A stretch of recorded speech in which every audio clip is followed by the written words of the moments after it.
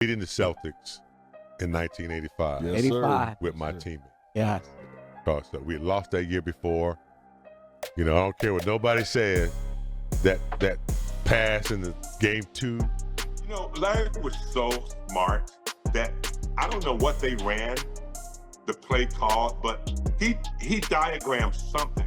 James Worthy names 6 NBA players he will never forgive. That's absolutely right. He betrayed me. These words haunt James Worthy decades later and still cut deep. We break down why he can never forgive 6 members of the 1984 Boston Celtics. This isn't just a lost championship. This is competitive trauma refusing to fade. Psychological scars that wake him in cold sweats. A defeat so brutal that 40 years later, Worthy speaks with raw emotion and passion. The 1984 NBA Finals was supposed to be Worthy's coronation moment. The number 1 overall pick in 1982 had recovered from a broken leg. He was ready. He stepped onto the court expecting basketball. He walked into a street fight orchestrated by 6 players he will never forgive. In June 1984, the NBA teetered on the edge of a brand new golden age. The Lakers represented the future. They were Showtime. Speed, improvisation, fast breaks. Magic Johnson orchestrated an offense bending the rules of physics. James Worthy was the perfect weapon,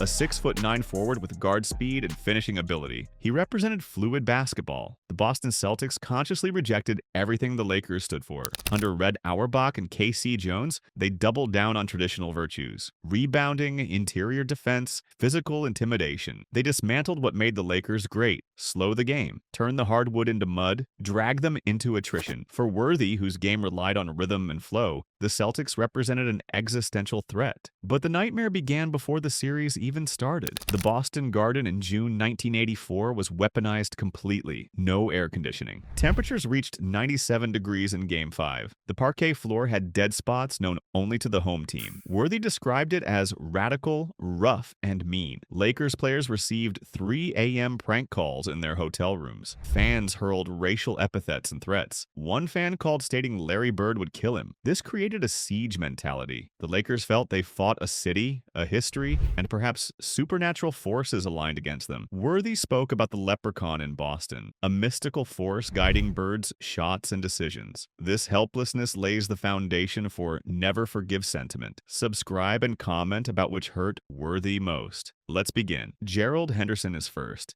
A journeyman guard compared to Hall of Famers, Henderson created the defining moment of Worthy's 1984 nightmare, the steal in Game 2. The situation was textbook Lakers victory. Having stolen Game 1, the Lakers led 113-111 with 18 seconds remaining. They had possession of the ball. A win sent the series to Los Angeles up 2-0. No team recovered from that in finals history. The championship was in their hands. James Worthy received an inbound pass in the backcourt. Facing a trapping defense, he attempted a cross-court pass to Byron Scott. A lazy pass floated across the danger zone. Gerald Henderson anticipated it. He exploded into the passing lane and intercepted the ball. He laid it in to tie the game. The depth of trauma from this moment cannot be overstated or minimized. Worthy doesn't merely remember it, he relives it constantly and painfully. He describes waking in sweats at night with vivid clarity and panic attacks. He speaks about the tactile sensation of the ball leaving his hand. I can still feel that leather just go from my hand. He recounts seeing the green jersey in peripheral vision with haunting precision and clarity. The play unfolding in slow motion, a classic symptom of traumatic memory encoding. Worthy felt the ball's wind pass him, a ghostly reminder of proximity between victory and disaster. The agony is compounded by his helplessness. He tried to recover, tried to block the shot, but was just a step too slow. It just got away. Referring not just to the ball, but to the championship itself. Why is Henderson unforgivable? Because he represents theft of Worthy's innocence. Before that play, Worthy was big game James in the making. Flawless, efficient, unstoppable. After, he was the GOAT. Henderson didn't just make a good defensive play. He exposed a chink in Worthy's armor that the Celtics exploited. He turned triumph into lifetime regret. Henderson being a role player adds indignity. To be humiliated by Henderson is pain refusing to heal. The Lakers suddenly looked fragile and mortal. Magic Johnson dribbled out the clock. Instead of going down 0-2, the Celtics tied it 1-1. This gave them life.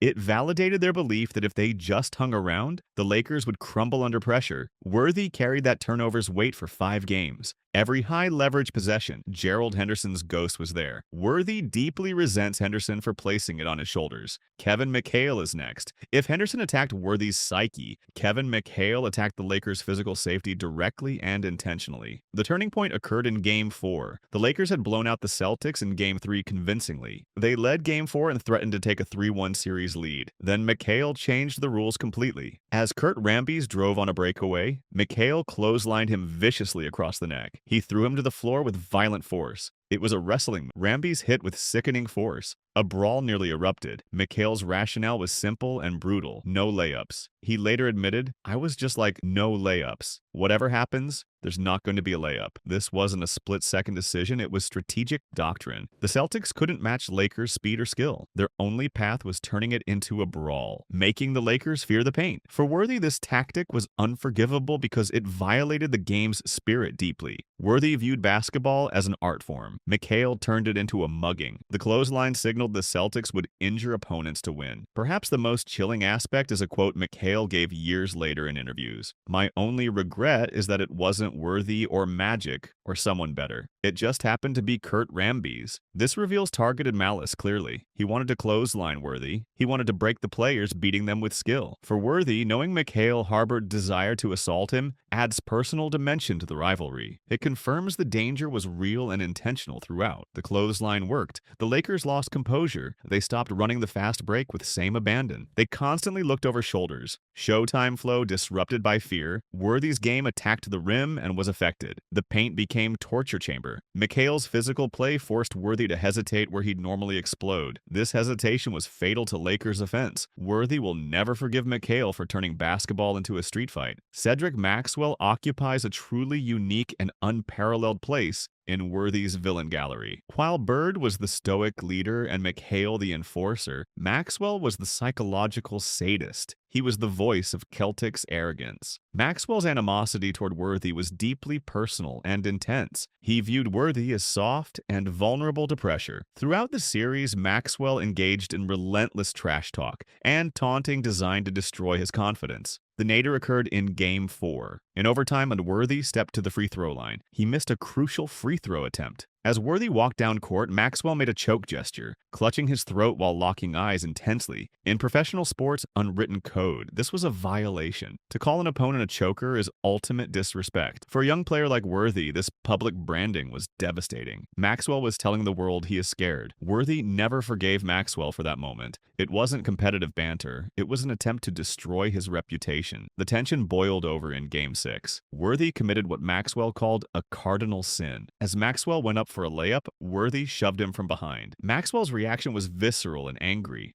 "I'm gonna get his ass." This cemented mutual hatred. Before Game 7, Maxwell walked into the locker room with confidence. "Get on my back. I'm gonna carry you to victory." He delivered on that promise completely. Maxwell scored 24 points, grabbed 8 rebounds, handed out 8 assists in Game 7. He outplayed the entire Lakers front line decisively. He attacked the rim relentlessly, drawing fouls on Worthy and other Lakers bigs. He backed up his trash talk with a dominant performance, sealing the championship. For Worthy, Maxwell represents the bully who wins. He taunted him, mocked him, humiliated him, then beat him. There's no recourse for that defeat. Worthy's hatred for Maxwell is the victim's hatred for the tormentor who got away. Larry Bird was the gravitational center of the 1984 finals without question or debate. While he didn't engage in Maxwell's theatrics or McHale's brutality, his psychological manipulation was potent and devastating. After the Celtics were decimated in Game 3, losing 137 to 104, the series seemed completely over and decided. Bird went to media immediately. He famously told reporters the Celtics played like sissies, cowards. He called out his teammates' heart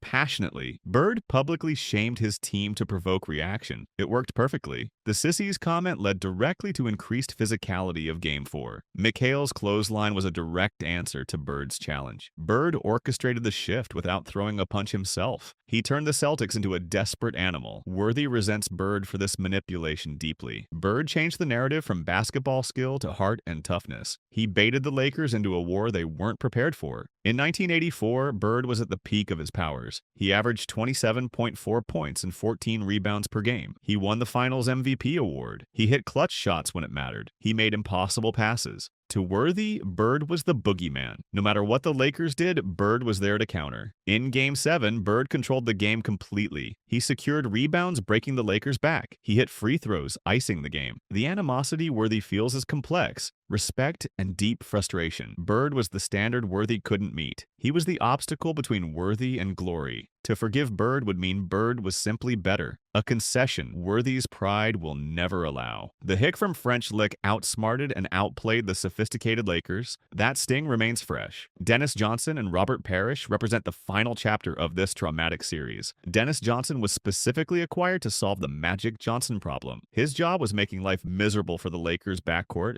and disrupting the offense. By extension, completely disrupting the Showtime ecosystem. Worthy's game was symbiotic with Magic's. Worthy ran the wings. Magic delivered the ball perfectly. DJ disrupted this crucial supply line. He picked up Magic full court, bumping him constantly, harassing him relentlessly, denying the easy passing lanes Worthy relied on for his signature dunks. DJ turned the beautiful Lakers game into a slog. He was physical, relentless. In Game 7, DJ's defense prevented the Lakers from establishing their rhythm. DJ represents the grind. He forced Worthy to work for every inch, stripping joy from the game. Robert Parrish was the silent menace. While McHale delivered spectacular fouls, Parrish delivered cumulative punishment relentlessly. A 7-foot wall of muscle, Parrish patrolled the paint with brutality. Worthy had to drive into the defense teeth. Parrish was waiting. He didn't block every shot. He punished every attempt viciously. Elbows, hips, knees. Parrish used every body part to inflict pain, systematically and brutally. The body remembers trauma. Over 7 games, the physical toll accumulated significantly. By Game 7, the Lakers were completely battered. Parrish grabbed 16 rebounds in that decisive game. Worthy resents Parrish for the physical attrition. He was the anchor stifling the greatest offensive machine in history. But here's what most people miss about this entire story. This unforgivable hatred was the crucible forging James Worthy's greatness forever. The 1984 trauma didn't break him permanently. It remade him completely and fundamentally. Determined never to feel that helplessness again, Worthy returned with a harder edge and fiercer mentality. He learned that skill wasn't enough to win. One needed the willingness to fight and endure pain. The never forgive sentiment preserves that competitive edge forever. By holding onto the anger, Worthy keeps the lesson alive. He refuses to soften the memory because that memory drove him to become the 1988 Finals MVP. When viewed collectively, these 6 orchestrated a trauma conspiracy of unprecedented scale. Henderson stole the ball and momentum. Bird shamed his team into violence. McHale executed the violence. Maxwell humiliated the victims. Johnson choked the offense. Parrish bruised the bodies. Together, they deconstructed the Lakers completely. They took the Showtime identity and broke it over their knee. They replaced it with toughness, will, and grit. Pat Riley told his team they'd never forgive themselves for losing. Worthy hasn't forgiven himself. By extension, he can't forgive the men who forced him into that failure. The 1984 Finals was a brutal war of attrition. The 6 men were opposing soldiers inflicting deep wounds that time hasn't healed. He will never forgive Gerald Henderson for the steal that haunts his dreams relentlessly and painfully. He will never forgive Kevin McHale for the clothesline turning the court into a cage match. He will never forgive Cedric Maxwell for the choke sign attacking his manhood. He will never forgive Larry Bird for the dominance that made losing feel absolutely inevitable and inescapable. He will never forgive Dennis Johnson for the complete and total suffocation of his joy. He will never forgive Robert Parrish for the pain. These 6 are the ghosts of 1984. They live in the rafters of Worthy's memory, reminding him of the one time he was truly, completely, and unforgivably beaten. And perhaps in a true competitor's heart, that's exactly where they belong. Those wounds are his absolute greatest gift and blessing. A powerful reminder of how far he came, how incredibly hard he fought against all odds, how he transformed trauma into triumph. That's what makes Worthy's story one not just of pain and suffering, but of true redemption and transformation. Bonus insight: what people fail to understand is that Worthy's refusal to forgive wasn't about bitterness. It was a deliberate psychological strategy. By maintaining this hatred, Worthy preserved the competitive fire that drove him to greatness. The anger became fuel. It became motivation. Every time Worthy felt the memory of that defeat, it reminded him why he had to be better, why he had to be stronger, why he had to be unstoppable. The 6 players from Boston created Worthy, who would win championships. Unforgiving Worthy is grateful Worthy. His grudge is his gratitude. His anger is his achievement.